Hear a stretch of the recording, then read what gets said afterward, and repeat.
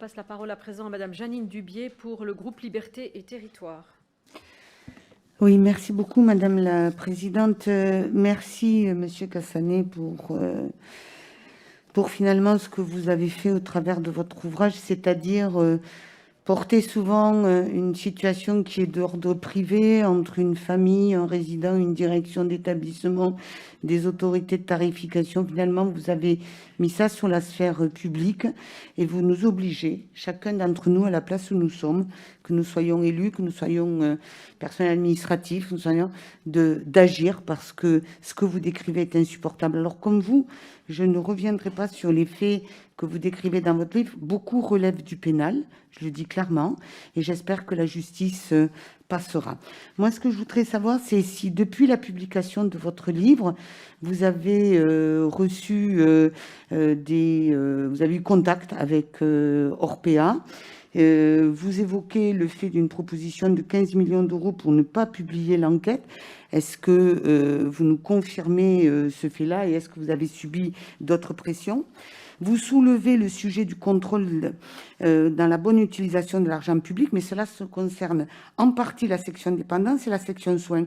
Mais moi, je rajouterais que pour les recettes de la section d'hébergement, ce sont exclusivement les ressources de l'intéressé et de la famille qui alimentent cette section. Et c'est là mon indignation à moi aussi, car c'est sur cette section et seulement sur cette section que sont imputées les dépenses d'alimentation, mais aussi les salaires des cadres de direction et les frais de siège. Un directeur général rémunéré 1,3 million, une indemnité de départ de 2,6 millions et en parallèle des restrictions sur les dépenses d'alimentation. Oui, c'est immoral et ça, je trouve ça insupportable. Ma dernière question, pardon, il me reste encore de 9 février, voilà. Bon, ben voilà, c'est terminé. J'étais troublée par Madame la Présidente.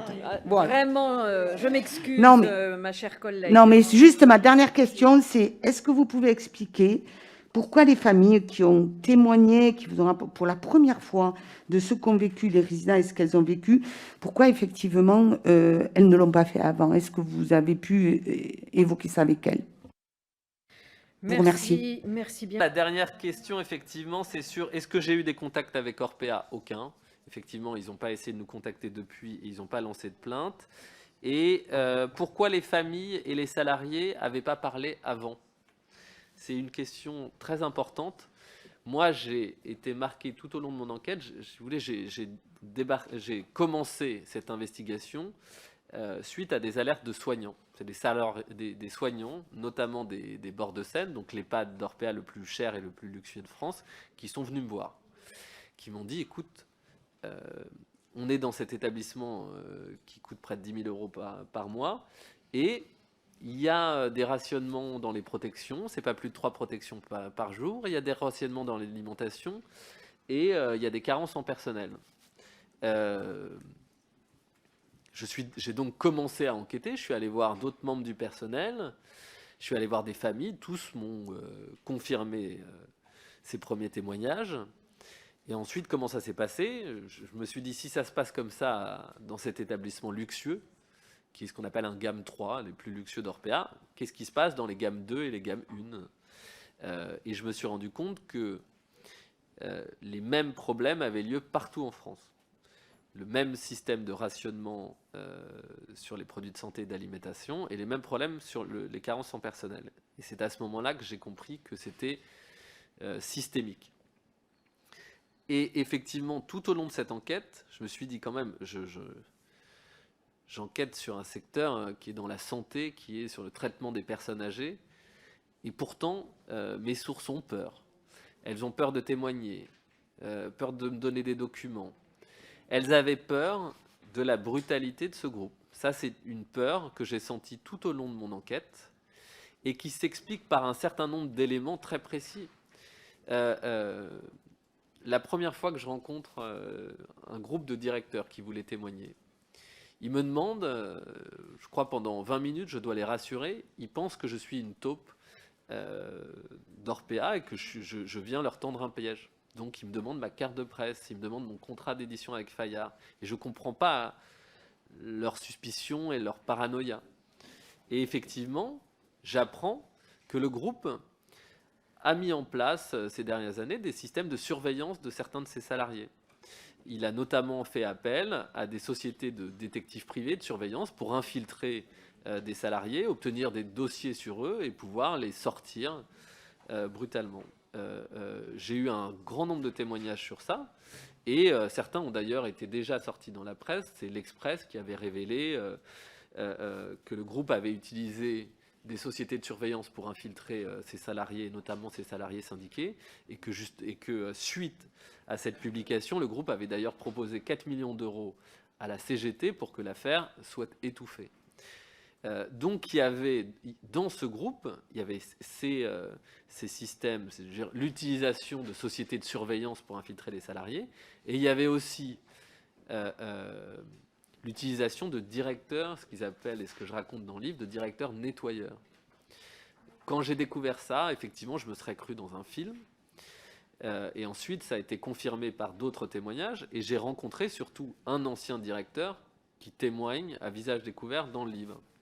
Et bien, ces directeurs nettoyeurs, ils servaient justement quand un directeur d'établissement s'opposait aux consignes de la direction générale, essayait de résister et de ne pas participer à cette politique de rationnement, de réduction des coûts et de diminution du personnel. Et bien, aussitôt, il était sorti du groupe, et donc à chaque fois, on le licenciait pour faute grave, alors même qu'il n'y avait pas de motif. Et pour ce faire, très vite, on mettait en place des directeurs nettoyeurs qui descendaient sur site, qui accueillaient à 6 h du matin le directeur en question sur le parking, lui donnaient ses affaires, lui indiquaient qu'il était licencié pour faute grave, récupérer, aller tout de suite se trouver devant son ordinateur et effacer un certain nombre de dossiers dont il aurait pu servir pour se défendre, demander des attestations aux salariés pour accuser ce directeur de tel acte ou tel acte de négligence. Et quand vous êtes aide-soignant et qu'on vous demande ça, vous ne voulez pas perdre votre poste, donc vous le faites. Donc supprimer un certain nombre de documents compromettants, et parfois faisait appel à des sociétés de sécurité privée pour poster un membre de la sécurité privée dans l'établissement pour que le directeur n'ait pas la mauvaise idée de revenir dans l'établissement pour récupérer justement ses dossiers, pouvoir se défendre face au groupe, etc.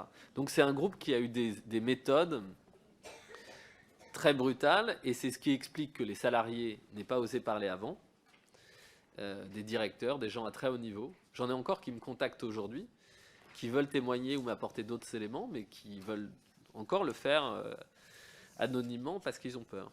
Et les familles, c'était un peu la même chose. Il y avait aussi beaucoup de peur. L'exemple de la famille Dorin, elle illustre bien ça, c'est-à-dire que Madame Dorin avait peur de la puissance du groupe, avait peur de faire face à une armada d'avocats, ce qu'ils ont effectivement, et donc elle n'a pas osé s'attaquer à un groupe comme Orpea. Elle n'a pas osé porter plainte. Et moi, j'ai des familles qui ont porté plainte, et ça a été, même s'ils ont gagné, très difficile, parce que le groupe a fait produire, encore une fois, des attestations de soignants ou d'auxiliaires de vie, qui racontent que la dame en question ne fait ça que pour l'argent, qu'elle n'est jamais venue sur place, etc. Quand vous êtes un groupe comme Orpea, encore une fois, et que vous demandez à vos aides-soignants ou à vos auxiliaires de vie de faire une attestation, elle le fait.